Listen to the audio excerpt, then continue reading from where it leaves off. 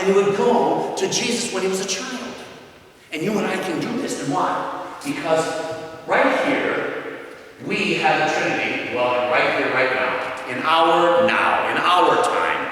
But now through the Mass and through grace, we enter into God's I am, and we are transported to every single moment in the life, passion, death, and resurrection of Christ. This is the great mystery of our salvation. So Anthony would go to when Jesus was a child, and he would talk to Anthony. He would talk to Jesus. Jesus would talk to Anthony. 2,000 years ago, when Jesus was a boy, he knew Anthony. He spoke with Anthony. He spent time with Anthony. Anthony then took the grace that Jesus merited, and he brought it back to the church of his day and age. Look at St. Francis. Why do you think he loved the Christmas stable? Because he was from the wealthy class. He was a textile merchant. And I'll tell you something, in Rome, do you know what separates the wealthy from the poor? Heat. And I know this because I lived there for 14 years. And they never turned the heat on until just about Christmas, after the cold had gone so deep into your bones that it wasn't until July that you stopped shaking. So where did St. Francis go? He always goes to the stable of Bethlehem. And believe me, it snows in Bethlehem around Christmas time. So he goes to Bethlehem in his prayer. He enters into this mystery. He goes to where Jesus suffered the cold, and he walks into the stable, and Mary sees him 2,000 years ago. And she holds the baby, and she says, take him. And he takes the baby Jesus, and he holds the baby, and he says, Lord, let me suffer this cold. Let me take it. 2,000 years ago, when Jesus was in that stable, he felt the warmth of Francis. He heard the prayer of Francis, and Francis took all the grace that Jesus merited on that cold night, and he brought it back, and he renewed the entire church and the world. That's the power of grace. When I enter into the Mass, I am literally at Calvary.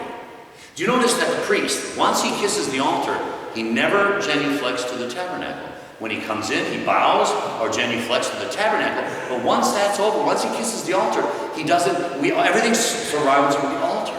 And why? Until he kisses the altar at the end of Mass. And why?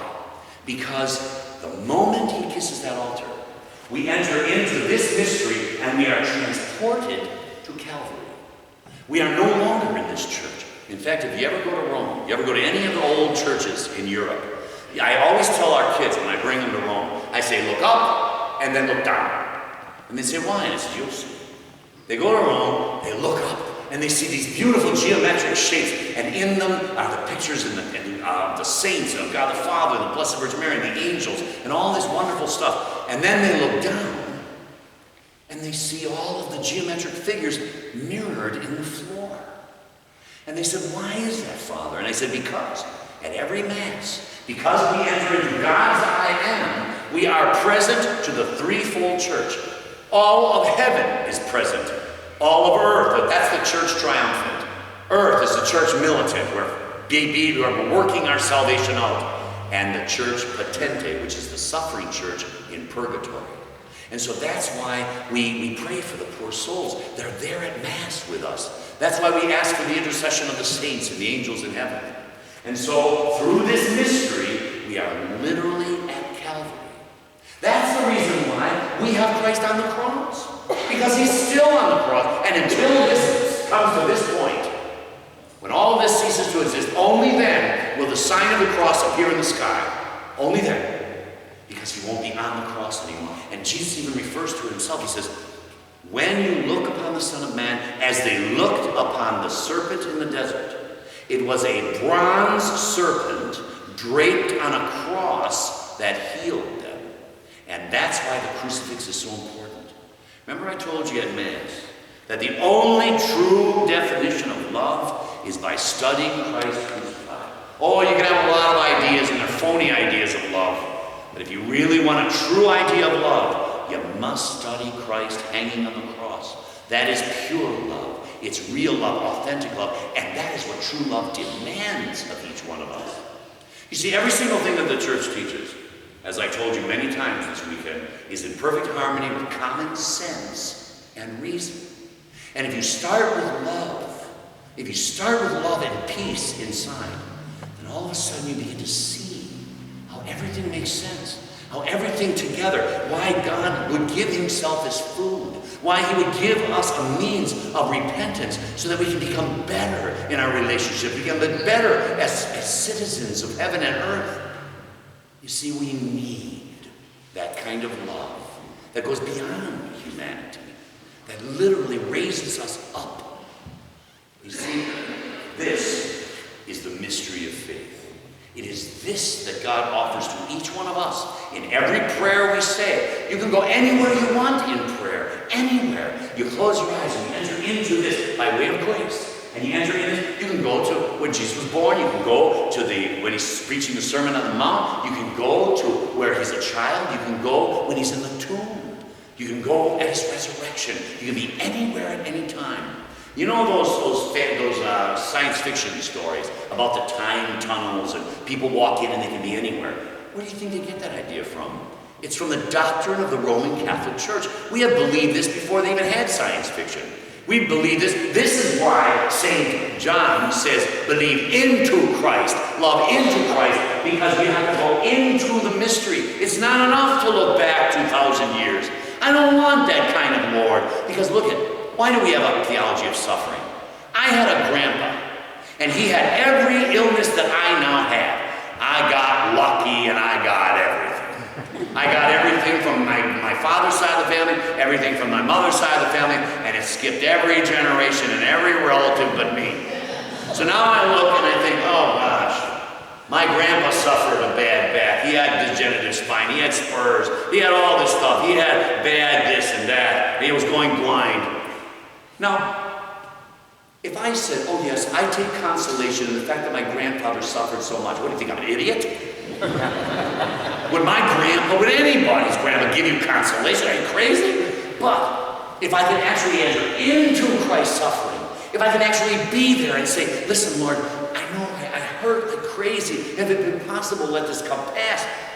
Say, for example, I know every single person here suffered a headache or has been a headache to somebody else. That's another story. But everybody suffers a headache. And so what you do is this. Sometimes I get migraines because I have a hole in my head, which just proves that my mother always told me when I was a child. Because when they did the brain surgery, it never connected. You know, the plate didn't connect because I got a brain infection, a spinal infection. So there is kind of a hole in my head now. But because of that, the brain fluid drains out and I can get these horrible migraines. So what you do is, say for example, you do have a migraine, and you know that it's going to be hours before any kind of medication kicks in. What you do is you close your eyes. You know you're going to suffer. You go into God's I am, and you go to where Jesus suffered. Maybe the prison. He'd been beaten by 400 men. 400 men beat him with a substantial piece of firewood until those 3-inch thorns were nothing but shards and splinters coming through the top of his eye and the side of his skull. And he's sitting in a prison. It smells terrible, and he's bound hand and foot, and he's sitting in a pool of his own blood, and you see his skin kind of hanging like rags, and you see the white of his bone. And you go in and you sit next to him. And he slowly looks, and he turns his head, and he squints the blood out of his eyes, and you say, Lord, if it be possible, let this pass. But you know something? If I have to suffer it, let me suffer this. Maybe let me take some of your pain. Let me suffer it. 2,000 years ago, when Jesus was in that prison, he saw you sitting next to him. He heard your prayer, and he accepted your suffering, and then you bring back with you from the passion the merit that Jesus merited, and you, because of your generosity, merit the application of those very same graces to your family, to your friends, to your enemies, and to the world itself. That's how the people in the Middle East, that's why so many children, do you know that there are almost 1 million people? Do you know that in just the past 50, 60 years, more Catholic blood has been shed in the name of Christ than all of Christian history combined? What gives them the courage? What gives a 5-year-old child the courage to be nailed to their house door and while they're hanging there, watch their mother and their father beheaded. How does a child get that power and that strength? But through a mystery that gives them that power and that strength. Thousands upon thousands of martyrs in this day and age. Were they fools because they believed in a God? Or were they so much in love that they were willing to die for that love, to shed their very blood for the very love of God and each other, knowing that truth must stand, that we cannot give in to evil, hate, anger, fear. And so they stood up to their enemies, and they still are to this very day. For 8 past years, they put all the Christians to the back of the line so they would be blown up and beheaded and martyred. And what about us? You know, we live in a beautiful country, a wonderful place. Are we really, really ready and willing to give our lives for Christ? Are we proud of who we are? You know, you should be proud to be Roman Catholic Christians. Do you know that we, as a Catholic Church, feed more people each day than all the social programs on earth combined, because we don't take 99% of it. All of what we get goes to the poor. Mother Teresa's sisters feed everyone everything first, and they only eat the refuse that is left from the poor. They will never eat before the poor, and they will eat what the poor don't want. That you should be proud of. We should be proud that we in the Catholic Church are the ones that created hospitals. We created medicine. It wasn't governments and societies. It was the Catholic Church. Why? Because of this. Because of our love. We are the ones that created the school system. No one would be educated except the uber wealthy if it wasn't for the Catholic Church. And why? Because every single thing that the church teaches is about love. I'm talking real love, not this sugary, sweet, saccharine gunk, but real love, not some emotional thing. Have you ever noticed that we believe in love that is in the will, not in the emotions? Emotions come and go, and you know that. How many of you in this church have been or are married? Raise your hand. Keep them up now. And how many of you never had an argument? Aha! Now, my question is this. Did you feel in love when you were fighting? No. And you know what? It's only until very recently, because of this, that they never sold steel-toed boots to women. Because they knew exactly where that tip of that shoe would end up. But you see, love is an act of the will. It's in the knowledge and the intellect. It is not in the emotions. I'm telling you, once you get married, after the honeymoon, the honey goes. No, yours moon. I mean, you got the moon. And then after that, the moon goes, and then you're left with each other. And that's when you really learn how to love one another, because it's always an act of the will. So remember, always, don't ever determine your love for God on how you're feeling at any given moment. Because it doesn't matter how we feel. Mother Teresa felt nothing all her life. And yet she saw in every single person the beauty and the love of God. You know, and this is important right here. Because in reality, that's exactly all the saints, how they see things. As God sees me and you as the only one he had ever created or ever would create, ever would redeem, ever redeemed. So also Mother Teresa, when she was dealing with the poor, she didn't look at the line of lepers. Just like Father, he doesn't look at the line of penitents. The most important person in the world is the one they're talking to. Why? Because it's the only person in the world. Father and I have consecrated our lives to the one. Not to the many, not to the multitude. Because that's how Jesus consecrated himself. And we, as alter Christus, must see each person as though you were the only person in the world. And we must show that love and that mercy, that respect, that kindness, that compassion. That's why you should be proud to be Catholic. But I'll tell you something, I'm going to set the record straight. You know, you heard during that whole sex scandal? Well, I'm going to tell you a little factoid that no one will mention on the news. that over 99% of all pedophilia among clergy is among married clergy. We are not married, if you happen to know. So all the other religions, whatever they might be, not only just Christian, they are responsible for 99% of it in the world. We less than 1%. And believe me, the church stood up and it fought, and they beat down those priests, and we came down like a ton of bricks in 1982 when we found out there was a problem, and we're still doing it. But nobody else is even bothered, because everybody wants to point a finger at the church. Oh, and what about the Crusades? Oh, I remember there was some leader said, some crazy person said once, well, ISIS is just like the Crusades. What? The Crusades were founded to stop exactly what ISIS is doing now. They were destroying the Holy Land. They were slaughtering Christians and Jews and Muslims because they weren't as fanatic and nuts as they were. And so the church raised these armies, and then alongside of them came these what do you call it? These people that were going there just for money. And so what happened was we ended up fighting them. So the church wasn't ISIS. The church was preserving the Holy Land because they were destroying it, just like they're destroying all of the history and the beautiful sites in all of the Middle East. Oh, and another thing I gotta set straight.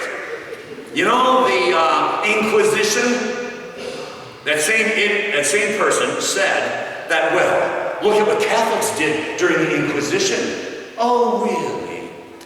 Do you know how many people were killed during the Inquisition totally? How many people lost their lives because of the Inquisition? 25. Not 25,000. 25. And that's raising it up, because it's really around 23. And an inquisitor was someone who went around to the various churches and they answered questions. Inquisitor. That's what it means. Inquisition means to question. And so Spain demanded that there be an official inquisitor on every panel that when they were judging someone who they wanted to put to death. Out of the 25 or 24 people that were killed, 23 inquisitors, those are the only ones from the church, voted to not inflict the death penalty, and only one other abstained. So here we've been people have been lying to us and trying to malign the church. We're the only church that's apologized for things that our members have done. You have every right in the world to be proud of your faith. You should stand up and bear your faith on your sleeve. For there are many people greater and smarter than I who are willing to give their very lives for what we believe. Let the world know who you are. Let the world see who you are. In fact, this last Ash Wednesday, Father Dan and I were trying to figure out how we could get the ashes to stay longer. Oh. By the way, Father, crazy glue is not an option. But we came up with something wonderful. I decided I'm going to sift the ashes so that they're like the finest powder. Wear a mask. And so then what I did was I mixed it with olive oil. Oh, was it magnificent? I'd stick my thumb in that olive oil and I'd make this big, black, honking cross. And if you were bald, we started at the back of your head. It was beautiful. Planes could see Catholics walking down the street. Be proud of who you are. And I know, listen, once your kids leave home, don't give them junk anymore. You have to give them stuff when they're at home. Once they leave your house, you get them only religious things. Even if they get married, throw the registry away, whatever it is that register when they register, throw it away. You get them a big honking crucifix for their living room wall. And if you're worried that they're going to take it down, visit them every day. If they're living in sin and they're not married, buy them a beautiful statue of the Blessed Virgin Mary for their bedroom that lights up automatically. Get your children and your children's children, give them rosaries and little statues of their patron saint. You don't have to give them stuff anymore once they leave home. That's their job. And by the way, forget about the, what is it called? Inheritance. Spend all your money. Go to Jerusalem. Give it to the church, give it to the poor, and make sure you fill your kids' houses with as many spiritual things as you can. Because remember what St. Teresa of Lisieux said? She said, I will spend my eternity in heaven doing good on earth. You know, most of the time, Father will testify to this too, that after someone dies, there's always someone that comes up and says, you know, I got this rosary from my dad, and I haven't been to confession in 30 years. Would you hear my confession? It's happened constantly. That only in death do all these things come to play. And you know something? If you pray for your kids, if you say, you're in this mystery of the great love and compassion of God, and you say, God, bring my children back. Jesus said, ask and you will receive. He didn't say maybe. Ask and you will receive. Seek and you will find. Knock on the door will be open. And I don't care if it's on their deathbed. They will return. Because what we're dealing with here is love. And love will conquer. It will. It always does. But love is wrapped around truth. You can't have love with a lie. And the truth is truly what liberates us. It frees us from fear and hate. Be proud of who you are. Be proud of the title Roman Catholic Christian. Be proud to know that Jesus lives among us.